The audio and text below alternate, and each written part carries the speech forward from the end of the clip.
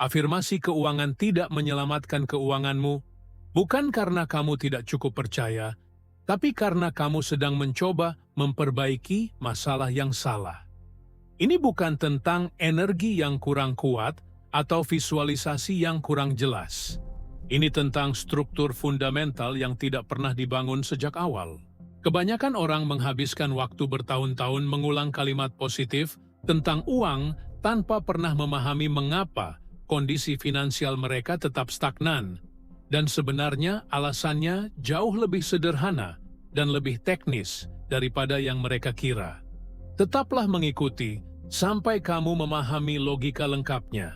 Karena yang akan kujelaskan bukan teori motivasi, melainkan mekanika dasar bagaimana uang bekerja dalam sistem yang sebenarnya.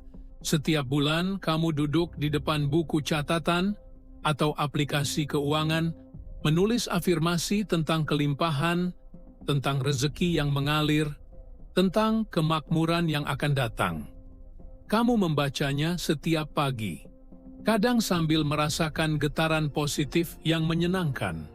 Lalu sore harinya, kamu melihat notifikasi tagihan yang harus dibayar, saldo rekening yang menipis lebih cepat dari yang kamu perkirakan, dan cicilan yang terus berjalan tanpa ada tanda-tanda akan berakhir. Kamu kembali ke afirmasi keesokan paginya, dengan harapan yang sedikit berkurang tapi masih bertahan. Pola ini berulang selama berbulan-bulan, bahkan bertahun-tahun. Kamu mulai bertanya pada dirimu sendiri, apakah kamu yang salah melakukannya? Apakah kamu perlu afirmasi yang lebih kuat? Atau mungkin kamu tidak cukup konsisten?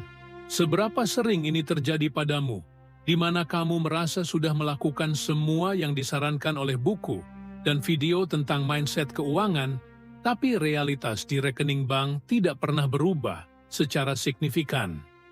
Masalahnya bukan pada kekuatan afirmasimu. Masalahnya adalah kamu mencoba mengubah output tanpa pernah memperbaiki sistem input.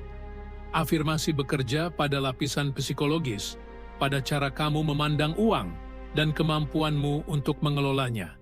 Itu penting, tapi itu hanya satu lapisan dari struktur yang jauh lebih kompleks. Masalah keuangan yang sebenarnya bukan tentang bagaimana kamu merasa tentang uang, melainkan tentang bagaimana uang mengalir masuk, keluar, dan terakumulasi dalam sistemmu. Kamu bisa memiliki mindset terkaya di dunia, tapi jika struktur cash flow-mu bocor, jika alokasi asetmu tidak efisien, jika mekanisme pertumbuhan pasifmu tidak ada, maka mindset itu hanya akan membuatmu merasa lebih frustrasi ketika realitas tidak berubah. Definisi ulang masalah ini penting, karena ia mengubah seluruh pendekatan terhadap perbaikan finansial. Apakah perspektif ini masuk akal untukmu? Bahwa mungkin selama ini kamu fokus pada solusi untuk masalah yang berbeda dari apa yang sebenarnya perlu dipecahkan. Mari kita bongkar lebih dalam mengapa afirmasi gagal secara struktural.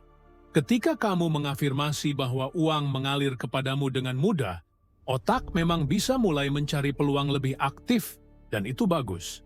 Tapi jika tidak ada sistem untuk menangkap peluang itu ketika datang, jika tidak ada wadah untuk menahan uang ketika masuk, jika tidak ada mekanisme untuk mengalokasikan dengan bijak ketika sudah tersimpan, maka peluang itu akan lewat begitu saja, atau uang itu akan lenyap secepat ia datang. Bayangkan seseorang yang mengafirmasi kesehatan sempurna setiap hari, tapi terus makan makanan yang merusak tubuhnya dan tidak pernah berolahraga. Afirmasi tidak akan mengubah komposisi tubuhnya, karena perilaku aktual dan sistem kebiasaan tidak mendukung hasil yang diinginkan. Hal yang sama terjadi dengan keuangan. Kamu bisa mengafirmasi kebebasan finansial, tapi jika setiap kenaikan gaji langsung diikuti kenaikan lifestyle, jika setiap bonus langsung habis untuk konsumsi, jika tidak ada mekanisme otomatis untuk investasi dan proteksi, maka afirmasi itu hanya menjadi hiburan emosional sementara.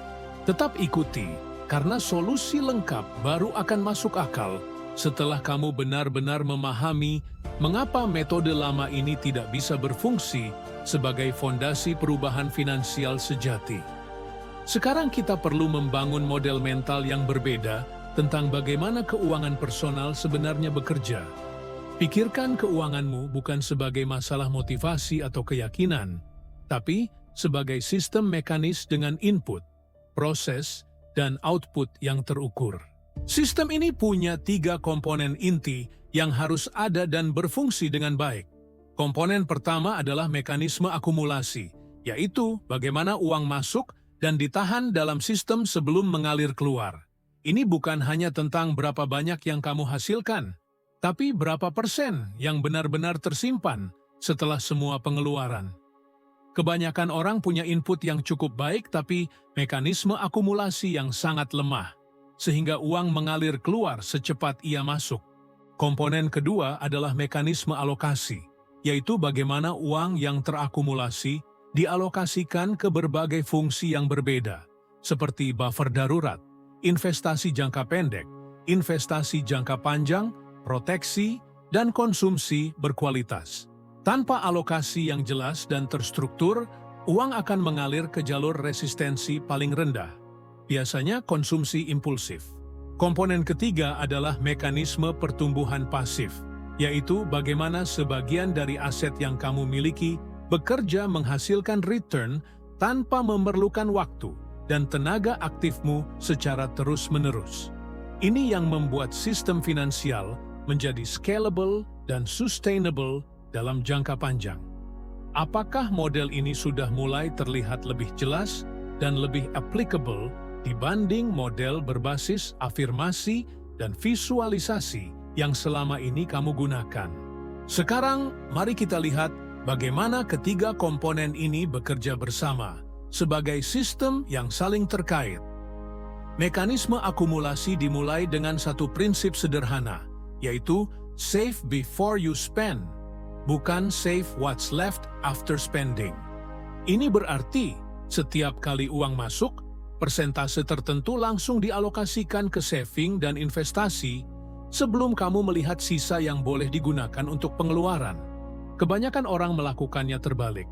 Mereka menggunakan uang untuk kebutuhan dan keinginan dulu, baru kalau ada sisa, baru ditabung.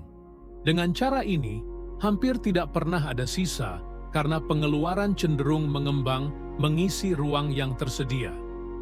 Jadi langkah pertama adalah membalik urutan ini dan menjadikan saving sebagai prioritas pertama, bukan prioritas terakhir. Tapi ini saja belum cukup jika tidak ada struktur alokasi yang jelas. Setelah uang berhasil diakumulasi, ia perlu dialokasikan ke berbagai bucket dengan fungsi yang berbeda.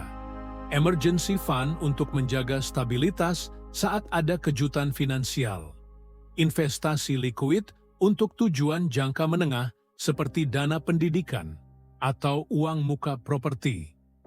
Investasi pertumbuhan jangka panjang untuk membangun wealth yang sustainable.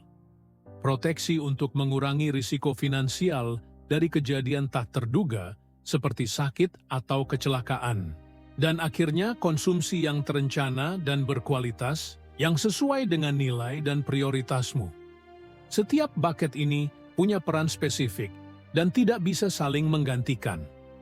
Kamu tidak bisa menggunakan emergency fund untuk investasi berisiko, dan kamu tidak bisa menggunakan dana investasi jangka panjang untuk konsumsi impulsif.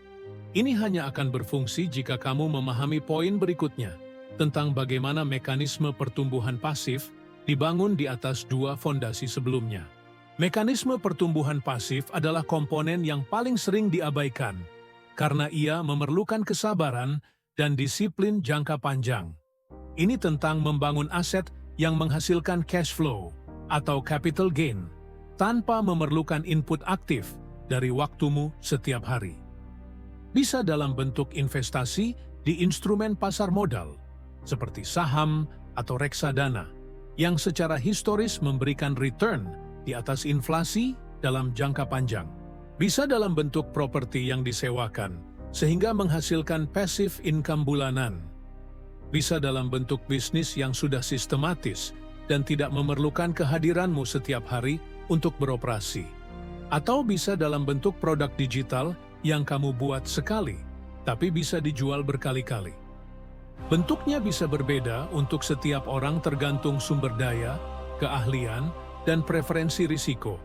Tapi prinsipnya sama, yaitu asetmu harus bekerja untukmu, bukan hanya kamu yang bekerja untuk menghasilkan uang. Dan inilah yang tidak pernah bisa dicapai oleh afirmasi saja. Afirmasi tidak membangun aset. Afirmasi tidak menciptakan struktur alokasi. Afirmasi tidak menghasilkan cash flow pasif. Afirmasi bisa membantumu merasa lebih optimis dan lebih terbuka terhadap peluang. Tapi tanpa sistem yang menangkap dan mengeksekusi peluang itu menjadi struktur finansial yang konkret, optimisme itu akan menguap begitu realitas menghantam lagi. Sekarang mari kita bawa ini ke level praktikal yang bisa kamu implementasikan mulai minggu ini. Pertama, hitung berapa persen dari total income-mu yang saat ini benar-benar terakumulasi setiap bulan setelah semua pengeluaran. Jangan tebak, hitung dengan data aktual dari 3 bulan terakhir. Jika angkanya di bawah 10%, itu sinyal bahwa mekanisme akumulasimu sangat lemah dan perlu diperbaiki segera. Mulai dengan target minimal 10% untuk akumulasi otomatis yang dilakukan di hari yang sama, ketika gaji masuk sebelum uang itu tersentuh untuk keperluan lain. Kedua, buat struktur alokasi sederhana dengan pembagian jelas. Misalnya, dari 10% yang terakumulasi, bagi menjadi 3% untuk emergency fund sampai tercapai 6 kali pengeluaran bulanan, 4% untuk investasi jangka panjang di instrumen yang growth-oriented, dan 3% untuk investasi jangka menengah atau proteksi. Angka ini bisa disesuaikan dengan kondisimu, tapi yang penting adalah ada struktur dan konsistensi. Ketiga, pilih satu jenis aset pertumbuhan pasif yang paling sesuai dengan kondisi dan pengetahuanmu saat ini, dan mulai alokasikan secara rutin setiap bulan sekecil apapun jumlahnya. Jika kamu baru memulai dan belum punya pengetahuan mendalam tentang investasi, mulai dengan reksadana indeks yang low cost dan diversified. Jika kamu sudah punya pengetahuan lebih dan waktu untuk belajar, kamu bisa mulai eksplorasi saham individu atau instrumen lain. Yang penting adalah memulai dengan sistem, bukan menunggu sampai punya uang banyak atau pengetahuan sempurna. Dari ketiga langkah praktis ini, mana yang paling realistis untuk kamu mulai dalam 7 hari ke depan? Dan kalau kamu mau, bagikan di komentar langkah mana yang akan kamu ambil duluan, supaya ini tidak hanya jadi informasi tapi jadi aksi nyata. Yang perlu kamu pahami adalah, ini bukan sprint, ini adalah konstruksi fondasi yang akan mendukung seluruh struktur keuanganmu untuk puluhan tahun ke depan. Kebanyakan orang gagal dalam finansial bukan karena mereka membuat keputusan buruk yang dramatis, tapi karena mereka tidak pernah membangun sistem yang benar sejak awal. Mereka mencoba berlari sebelum bisa berdiri dengan stabil. Mereka mencoba menghasilkan return besar sebelum punya emergency fund. Mereka mencoba membangun passive income sebelum punya disiplin untuk akumulasi konsisten. Dan ketika sesuatu tidak berjalan sesuai harapan, mereka kembali ke afirmasi dan motivasi, berharap kali ini akan berbeda. Tapi hasilnya tidak akan pernah berbeda jika sistemnya tidak diubah. Kamu sekarang sedang membangun fondasi yang benar, dengan urutan yang benar, dengan prioritas yang benar. Ini bukan tentang menjadi kaya cepat atau menemukan shortcut ajaib.